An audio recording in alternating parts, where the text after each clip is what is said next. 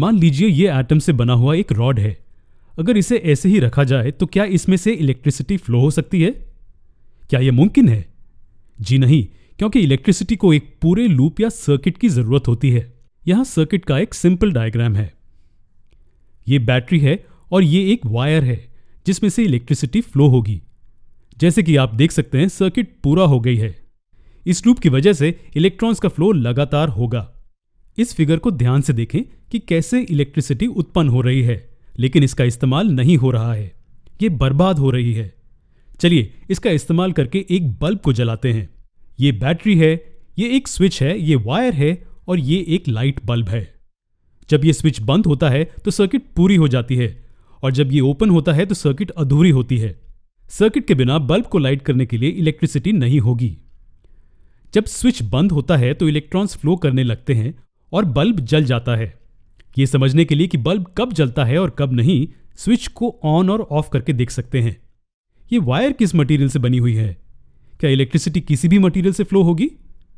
जी नहीं, ये मटेरियल पर निर्भर करती है। कुछ मटेरियल इलेक्ट्रॉन्स को अपने एटम्स के बीच में आसानी से फ्लो करने देते हैं, जबकि कुछ नहीं देते हैं। आपके हिसाब से इलेक्ट्रॉन्स एटम्स के बीच आसानी से कब फ्लो करेंगे? जी हां, जब वो अपने एटम से बहुत ज्यादा कसकर नहीं बंधे होते हैं।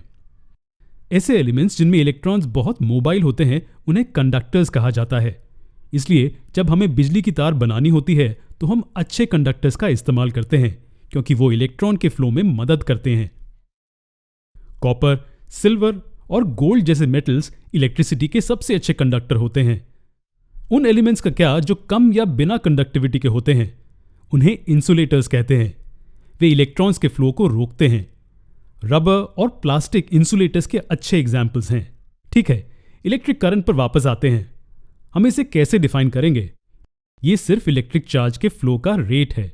इसका मतलब यह है कि ये एक यूनिट टाइम में किसी एरिया से फ्लो होने वाले चार्ज का अमाउंट है। यूनिट टाइम में जितना ज्यादा चार्ज फ्लो होगा, इलेक्ट्रिसिटी भी उतनी ज्यादा होगी। इलेक्ट्रिसिटी के बारे में एक आखिरी बात। एक इलेक्ट्रिक सर्किट में इलेक्ट्रिसिटी की दिशा को इलेक्ट्रॉन्स के फ्लो की दिशा के विपरीत लिया जाता है।